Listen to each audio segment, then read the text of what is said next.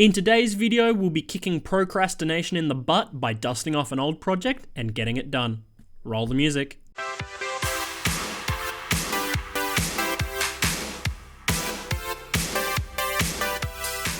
Hello and welcome to yet another Scuffed Hammer video. My name is Hammer, and in this video I'll be working on a project I've been meaning to finish for 18 months. About 18 months ago, I put my Adepta Sororitas Rhino in a container of isopropyl alcohol. I did this because I bought it secondhand and it had some old, thick paint on it that I didn't like. So enough waffling, let's get this project started and I'll tell you a little bit more on the way. To get this model tabletop ready, I need to finish cleaning it up. Because this one is hollow on the inside, I need to drain it all out before I can start scrubbing the paint off. Once the liquid has all been drained, take an old toothbrush and just scrub that paint as hard as you can, making sure to be delicate in areas that are a bit more fragile or brittle.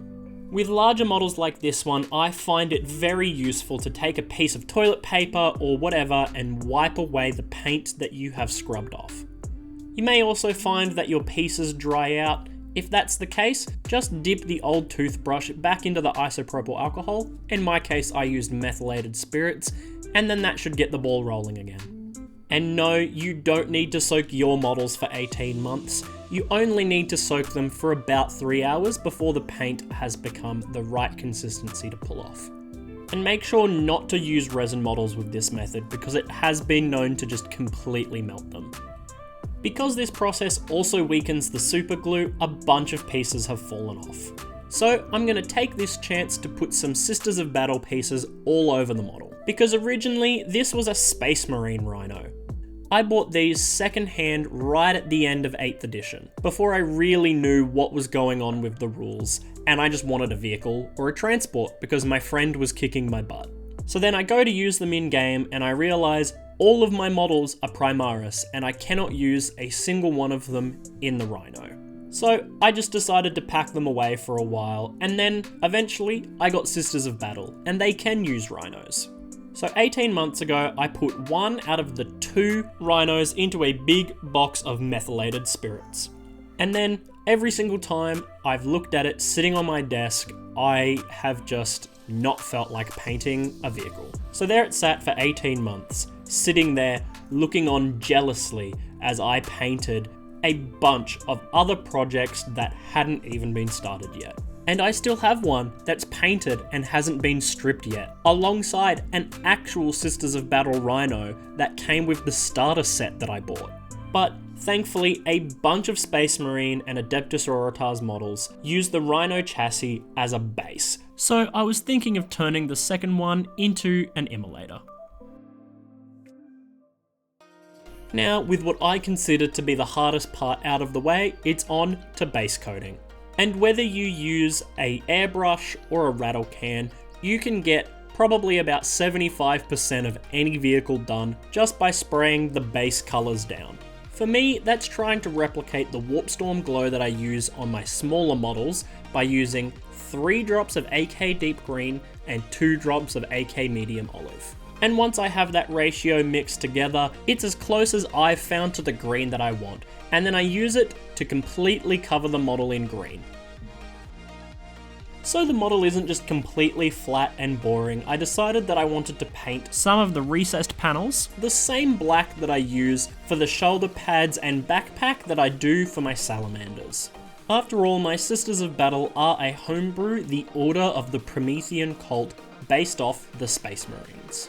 This part was definitely a lesson learned. For some reason, I just couldn't consistently get the thinness of the paint down to the same level. Some of it was too thin, some of it was too thick, and it definitely shows when you take a closer look at all the different parts I've painted that it's inconsistent, and in some places it looks quite chunky.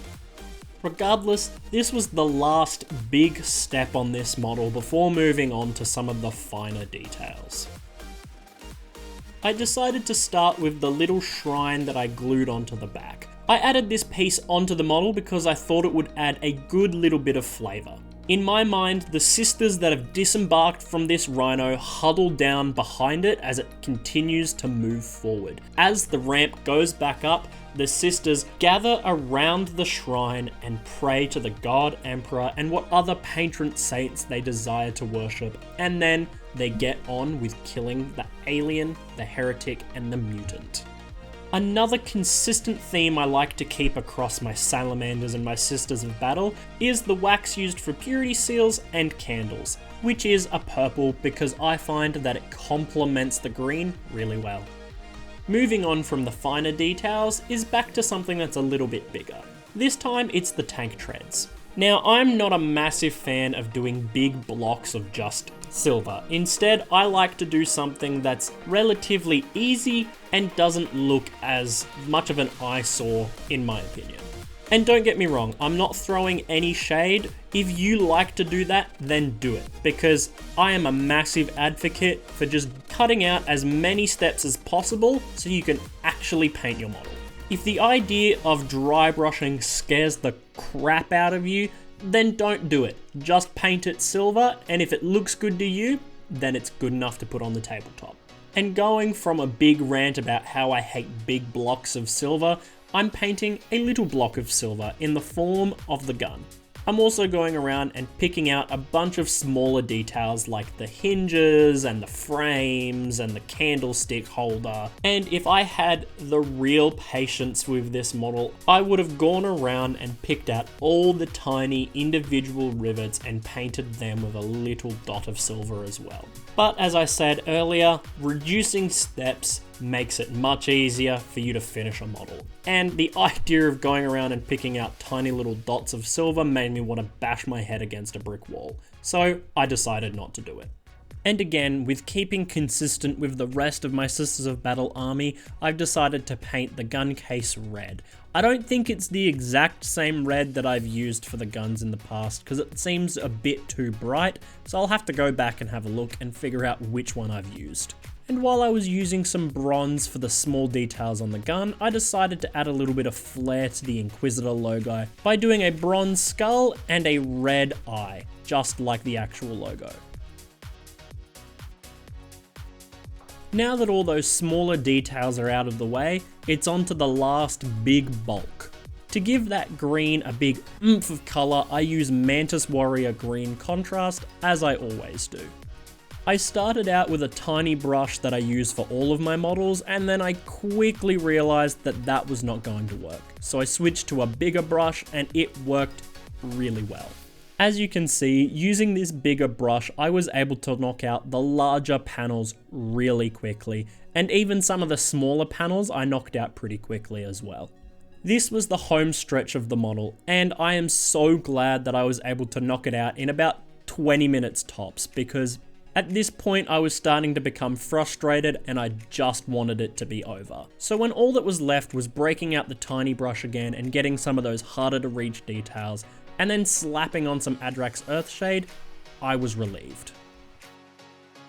So now that it's done, I think it's about time for a final reveal.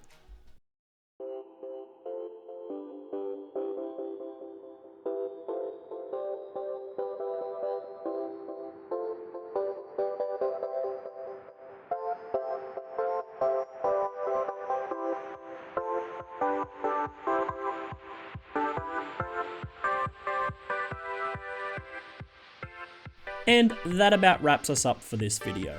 I had a blast getting this model done, and I am looking so forward to being able to sit down at my hobby desk without having the guilt of this model staring me right in the face. If you've made it this far in the video, thank you so much for sticking around. We are a small channel so far, but we are slowly growing, and it's great to have such a lovely community forming. If you would love to be a part of our community a little bit more, consider joining our Discord server. And while you're there, why don't you drop a picture of a project that's been sitting on your hobby desk for just a little bit too long. And with that, it's time to wrap up. I've been Hammer, this has been Scuffed Hammer, and I've hoped you've enjoyed the video. Stay on hobbying, my friends. Over and out.